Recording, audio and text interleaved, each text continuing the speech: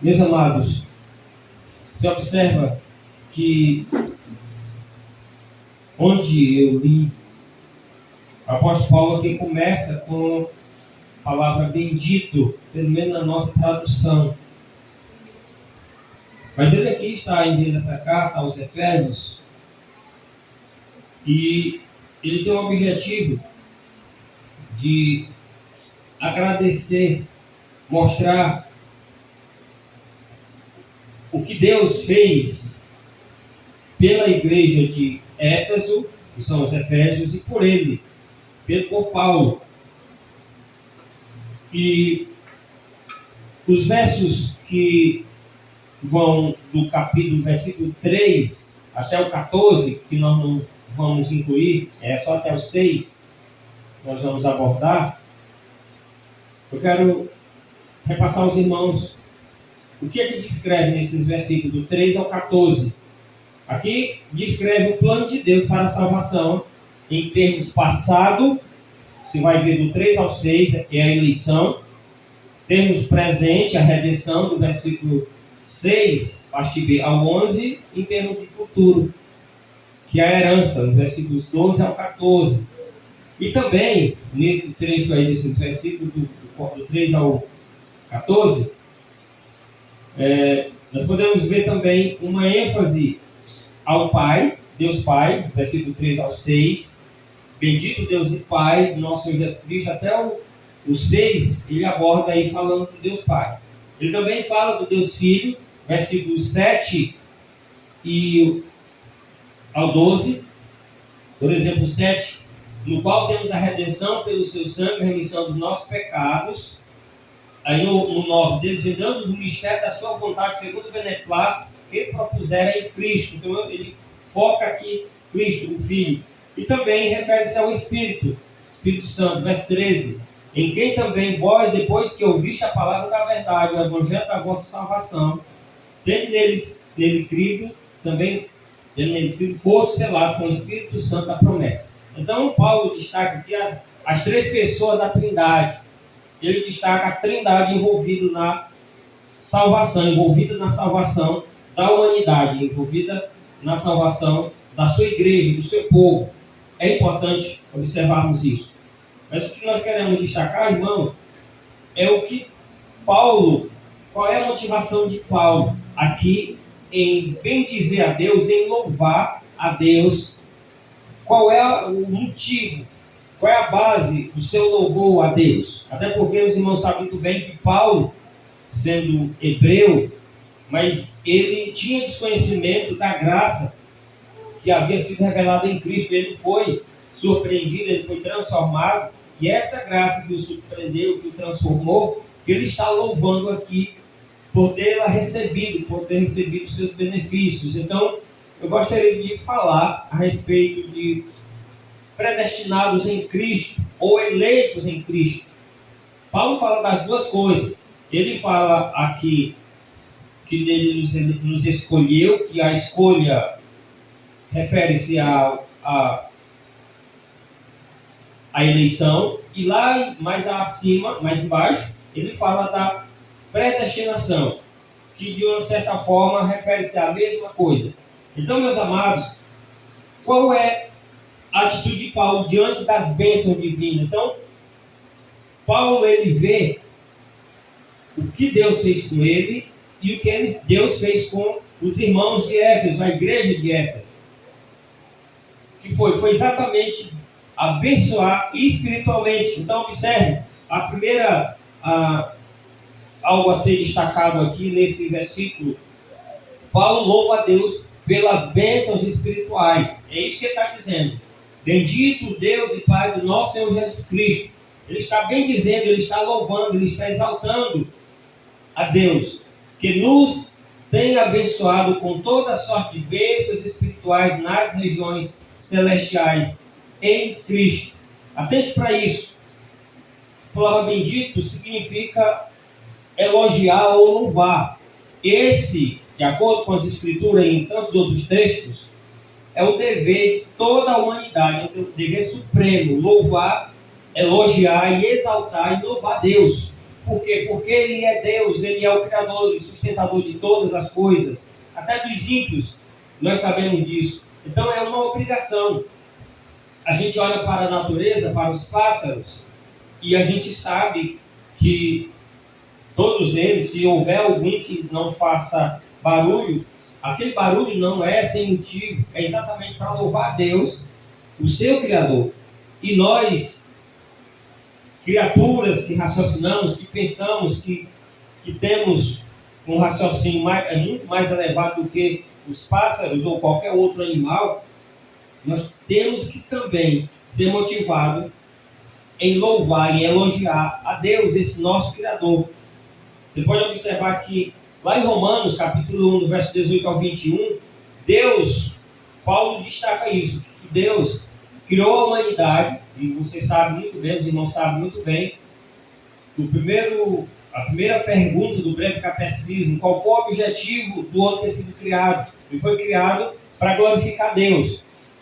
No entanto, infelizmente, veja o que essa criação fez com Deus, se rebelou. Capítulo 1, verso 18. A ira de Deus se revela do céu contra toda a impiedade e perversão dos homens que detêm a verdade pela justiça, porquanto que de Deus se pode conhecer é manifesto entre eles, porque Deus lhes manifestou, porque os atributos invisíveis de Deus, assim o seu eterno poder, como também a sua própria divindade, claramente se reconhecem desde o princípio do mundo, sendo percebido por meio das coisas que foram criadas. Tais homens são, por isso, indesculpáveis. Portanto, tendo conhecimento de Deus, não o glorificaram. Veja aqui, não glorificaram. Têm conhecimento de Deus, mas não glorificaram como Deus.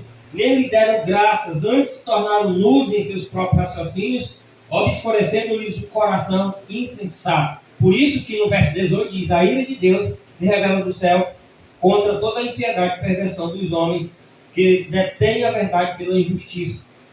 Por quê? Porque eles têm conhecimento de Deus e não glorificaram, não deram graça, não reconheceram a soberania de Deus, o Deus supremo que Ele é. Por isso a ira de Deus se manifestou de várias formas. E aí não vamos entrar em detalhe. O foco aqui é dizer que eles não glorificaram a Deus, porque eles foram, a humanidade toda foi criada para glorificar a Deus. No entanto, eles não fizeram isso. Vamos ver lá no final da Bíblia, lá em Apocalipse, capítulo 5, versículo 13, nos diz algo no mesmo sentido. Nos fala assim, quando João tem a visão do livro selado, com 7 selos, e a do cordeiro. Aí ele fala, ele tem uma visão bendita. Mas no versículo 13 diz assim, então ouvi que toda criatura que há no céu e sobre a terra, debaixo da terra, e sobre o mar, e tudo que neles há, estava dizendo, a multidão, aquele que está sentado no trono e ao cordeiro. Então Deus Pai e o Deus Filho, seja o louvor, a honra, a glória e o domínio pelos séculos dos séculos.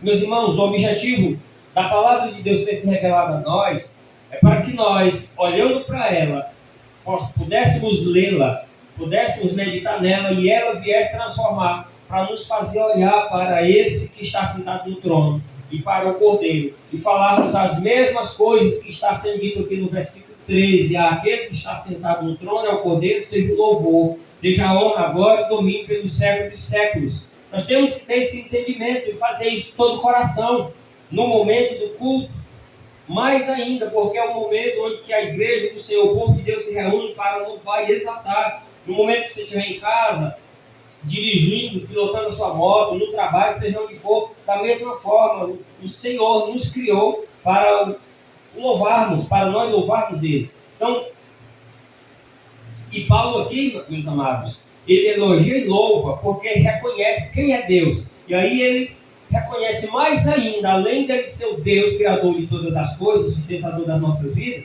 mas porque Paulo ele destaca e reconhece que Deus nos abençoou, ele se inclui aqui nessa bênção, não só os Efésios, mas Paulo reconhece que ele foi abençoado com essa bênção espiritual, ele nos abençoou com todas as bênçãos espirituais. Que todas as bênçãos espirituais são essas? Você observa, meus amados, que nós vivemos, a cada dia que passa, parece que o negócio fica pior. As pessoas, nada contra a bênção material. Entenda bem, não é isso que eu estou afirmando e vou afirmar. Mas a maioria das pessoas são motivadas a buscar Deus, a buscar uma igreja para terem bênçãos materiais. Como eu disse, nada contra. Mas o apóstolo Paulo aqui, irmãos, está bem dizendo a Deus, exaltando e glorificando e louvando ao Senhor por todas as bênçãos espirituais recebidas dele, lá do céu, de onde procede toda a bênção. E que bênçãos espirituais são essas? A gente vê uma corrida das pessoas se aglutinando nas igrejas para terem suas bênçãos materiais, resolução dos seus problemas. Mas só fica nisso. Quando muitas vezes são abençoados, muitas vezes saem da igreja e não voltam mais. Porque na realidade tem muitas igrejas que a ênfase é só exatamente bênçãos materiais, não foca na salvação, não prega que a nossa vida não se restringe, não se resume aqui, e assim por diante. Mas o apóstolo Paulo aqui está alegre, exultante, louvando a Deus pelas bênçãos espirituais, como é dito para nós em Colossenses 2:10. Nós vamos ver aqui que bênçãos espirituais, para confirmar, são essas. Então, capítulo 2, verso 10 diz assim: também nele estáis aperfeiçoado, ele é o cabeça de todo principado e potestade. O apóstolo Pedro também nos fala dessa bênção. Na sua segunda carta, não precisa abrir, mas somente ouça, capítulo 1, verso 3, nos diz assim: visto como, pelo seu divino poder, nos tem sido doado todas as coisas que conduzem à vida e à piedade, pelo conhecimento completo daquele que nos chamou para a sua própria glória e virtude. Então, tudo que Deus tinha para nos dar e nos abençoar, para termos uma vida piedosa, santa e agradável a Ele, o apóstolo Pedro está dizendo que pelo seu divino poder nos tem dado ou doado todas as coisas que nos conduzem à vida piedosa. É isso que Paulo está dizendo. É por isso que ele está louvando. Então, essas bênçãos espirituais, irmão, refere-se à obra de Deus, que é a fonte divina e espiritual de todas as bênçãos. Então, todas as bênçãos que você possa imaginar, como diz lá em Tiago, todas as boas dádivas, todo dom perfeito vem do Pai das luzes. Mas nós temos que entender, assim como o apóstolo Paulo está falando aqui, que as bênçãos mais importantes são as espirituais, irmão. As bênçãos materiais, elas se ficam aqui, elas se acabam aqui. Se você é abençoado materialmente falando, essa bênção material vai durar enquanto, no máximo, enquanto você estiver aqui. Quando você partir, você não leva, você não carrega para onde você for, não, ela vai ficar aqui. É por isso que o apóstolo Paulo diz: não atentando nós nas coisas que se veem, são temporais, mas nas que não se veem, são eternas. Então, Paulo louva e exalta a Deus pelas bênçãos espirituais nas regiões celestiais. Paulo fala, deixa bem claro, que são nas regiões celestiais. Aí você já parou para pensar, que regiões são essas? Espirituais, sim, mas onde? Então se trata aqui, irmão, do domínio de Deus. Mas Deus domina em todo o universo, na galáxia, na Via Láctea, até em lugares que a gente nem sabe que existe, Deus domina. Mas o apóstolo Paulo faz questão de dizer que são nas regiões celestiais. Então, foi naquela região para onde Cristo voltou depois que ele ressuscitou, para o céu. Então, Paulo está dizendo que Deus tem nos abençoado com toda sorte de bênção espiritual nas regiões celestiais. O que significa isso, irmão? Para você estiver com a Bíblia aberta em Efésios, capítulo 1, verso 20, o qual exerceu ele em Cristo, ressuscitando ele dentre os mortos e fazendo-o assentar à direita, à sua direita, à direita de Deus Pai, nos lugares celestiais. E aí, irmãos, aí onde está as bênçãos? Jesus Cristo disse que quando ele fosse, tudo que nós tivéssemos desejo, deveríamos pedir ao Pai, no seu nome, que ele nos concederia. Então, Cristo está ali à direita de Deus, depois de ter sofrido, depois de ter sido morto. Agora lá intercede por nós.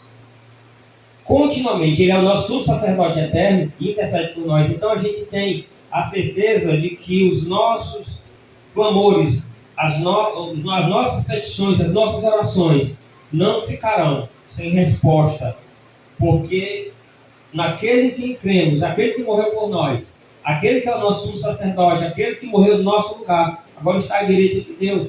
E qualquer pedido, irmão, desde que seja de acordo com a vontade de Deus, de acordo com as Escrituras, o Senhor nos ouve. Então essas bênçãos são dadas somente, irmãos, aos crentes verdadeiros, filhos de Deus, que foram adotados por Deus por meio da fé em Cristo Jesus. Você vai ver aqui, ó, no verso 4, assim como nos escolheu nele, antes da fundação do mundo. Aí vai destacar que bênçãos são essas. Ele nos escolheu antes da fundação do mundo, veja que privilégio. Antes do mundo existir, o Senhor já nos escolheu para sermos santos e irrepreensíveis perante Ele e em amor. Veja aí a profundidade disso.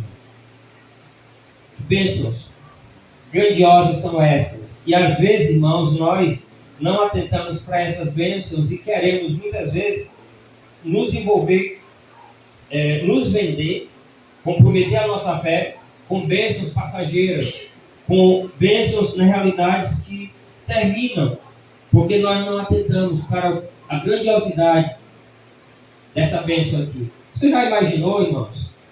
Imaginou? A Bíblia fala, eu vou citar o que está na Bíblia para ficar melhor do que comparar com alguém aleatoriamente. Tem duas pessoas na Bíblia, no Antigo Testamento e outro no Novo. Caim, todos vocês, eu acredito que vocês o conhecem como alguém que não é de Deus. A Bíblia fala isso, o Novo Testamento reforça isso. E tem um outro indivíduo que foi um dos apóstolos. A Bíblia chama de filho da perdição. Pode ter certeza que eles não estão num bom lugar. Mas quando eu olho para isso aqui, quando o apóstolo Paulo diz assim como nos escolheu nele antes da fundação do mundo, para quê? Para sermos santos e irrepreensíveis perante Ele em amor. Você e eu, nós fazemos parte dessa escolha, desses escolhidos aí. Você já parou para pensar o tamanho desse privilégio? Enquanto que Judas, Caim, ele ficou na sua incredulidade e tomou o seu caminho, da sua decisão.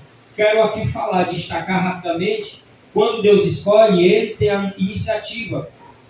E quando Ele deixa de escolher da mesma forma, mas isso não tira, mais na frente eu ainda vou falar de novo, mas Ele não tira a responsabilidade do homem de escolher também, querer Deus ou não. Mas aqui Paulo deixa bem claro, Ele nos escolheu. Então veja o tamanho do privilégio. É dessa bênção, meus amados, que Paulo está dizendo, de nos tornar filhos de Deus por meio da fé. Então veja bem, ninguém pode se tornar filho de Deus pulando pela a janela, arrebentando a janela, pulando o muro, indo por outro caminho. O único meio é fé em Cristo. Em Cristo nós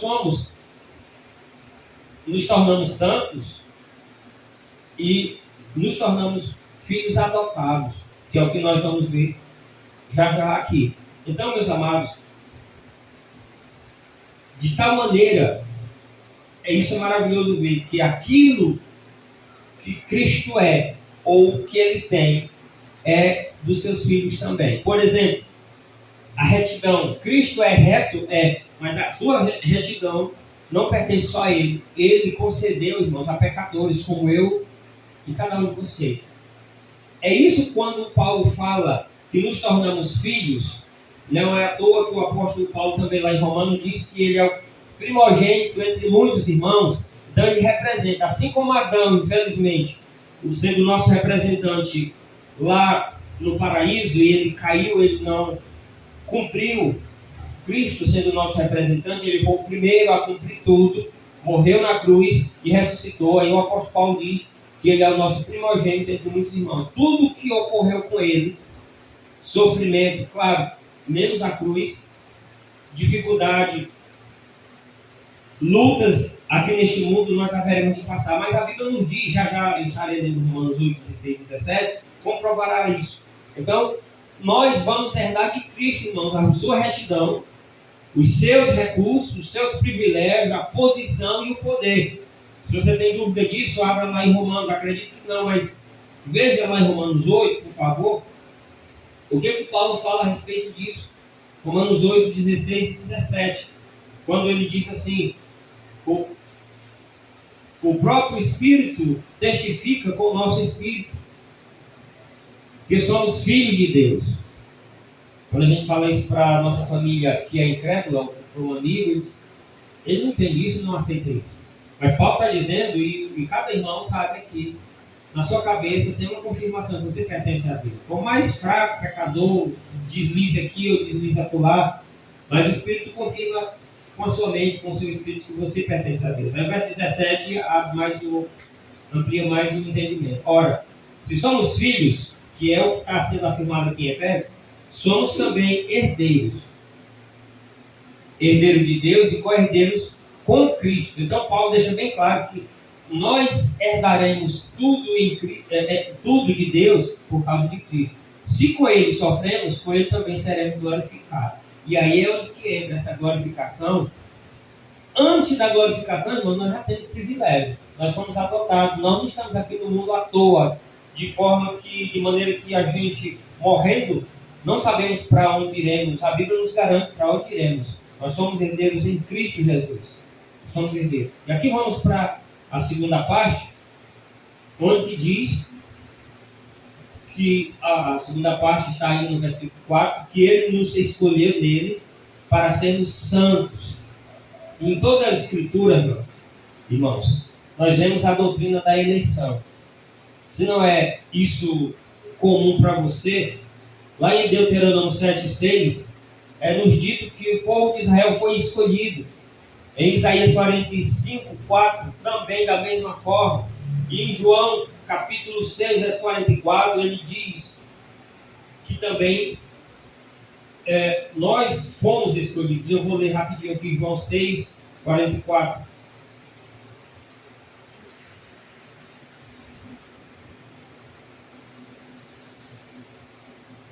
Diz assim: ninguém pode vir a mim se o Pai que me enviou não trouxer, e eu ressuscitarei no último dia. Onde é que está a escolha aí? Quando é dito que ninguém pode ir ao Pai para reconhecer e para o aceitar, se Ele mesmo não levar. Ninguém pode ir a Cristo se o Pai não o levar. Isso é repetido no versículo 65. Prossegue: por causa disso é que vos tenho dito, ninguém pode vir a mim, se pelo Pai não lhe for concedido. O Pai concede que alguns vão a Cristo. E a Cristo, irmãos, hoje fica bem claro. E a Cristo é pela fé. É reconhecer que Jesus Cristo morreu na cruz para nos salvar. Isso mostra. Você pode ver isso lá em Atos também, capítulo 13, versículo 48, que nos diz assim. Atos 13, 48. É um texto que eu gosto muito. Os gentios, ouvindo isto, quando Paulo e Barnabé estavam lá pregando entre os gentios, quando os gentios ouviram isso, regozijaram-se, se alegraram e glorificaram a palavra do Senhor. Aí eles creram. Esses gentios que ouviram Paulo e Barnabé falando, eles creram. E aí, Lucas, que foi quem escreveu Atos, ele diz: quem foi que creu? Creram todos os que haviam sido destinados para a vida eterna. Isso aí é escolha, isso aí é eleição divina antes da fundação do mundo. E aí, irmãos, é bom que fique claro, como eu disse que ia dizer, digo agora, o homem é responsável diante de Deus por crer ou não crer. Isso você vê lá em Mateus, capítulo 3, verso 1 e 2, Mateus 4, verso 17, onde tanto João Batista quanto Cristo diz: arrependei-vos e convertei-vos.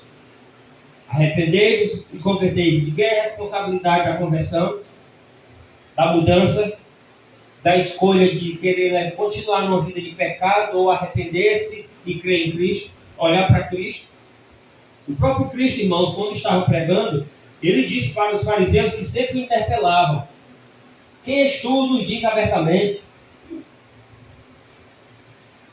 E Jesus disse: eu já vos tenho dito, eu já fiz milagre e vocês não creram. E vocês não creram porque vocês não são das minhas ovelhas. Cristo falou isso claro e abertamente. Então, irmãos, nós somos responsáveis por crer em Cristo Jesus ou renegá-lo. E é exatamente isso que Jesus Cristo vai julgar no último dia. Por que as pessoas ouviram tanto e continuaram na sua incredulidade? O ser humano é responsável. Quando a palavra é pregada, ela é direcionada ao raciocínio da pessoa, para a pessoa avaliar se aceita ou não. E Deus não impede. O que Deus pode fazer, irmãos, é deixar o homem escolher sozinho. E aí eu pergunto, se o homem for deixado, quando digo homem é a mulher, o homem ou a mulher for deixado sozinho, sem a interferência de Deus, sem Deus agir, abrir o seu coração, ele consegue abrir o seu coração? Não, porque ele está morto. Então, observe o que o apóstolo Paulo está dizendo. Do tamanho da bênção que em Cristo Jesus nos chegou, foi exatamente de Ele nos escolher antes da fundação do mundo para sermos santos. Não foi só simplesmente para termos a salvação, não, mas é para que sejamos santos e irrepreensíveis na sua presença, pela justiça de Cristo. É importante que seja dito isso. Nós não somos justos, nós somos considerados justos pelo que Cristo fez por nós na cruz do Calvário. Só por isso.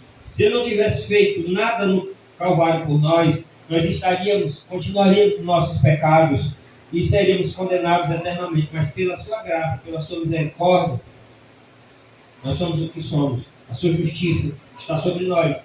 E é imputada, isso é atribuída a todo aquele que crê, a mim e a você.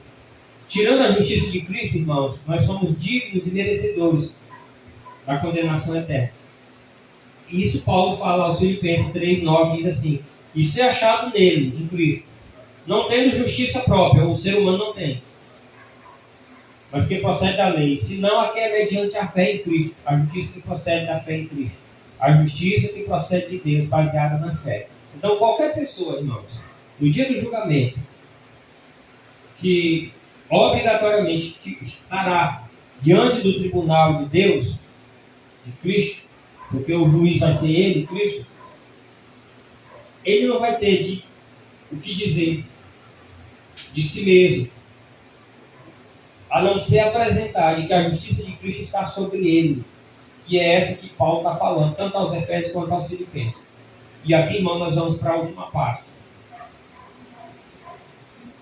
que nos mostra que o versículo 5, Paulo continua louvando a Deus. Como eu disse, eleição ou escolha refere-se também à predestinação. A palavra predestinação, como é dito aqui, nos predestinou para Ele, para a adoção de filhos, por meio de Jesus Cristo, segundo o beneplácito da sua vontade. A predestinação ela é bem ampla. A escolha ela é mais específica, ou a eleição é mais específica, porque inclui tudo, tanto a pessoa quanto o meio através do qual aquela pessoa vai ser chamada, porque todas as pessoas que Deus escolheu em Cristo, um dia foi chamado.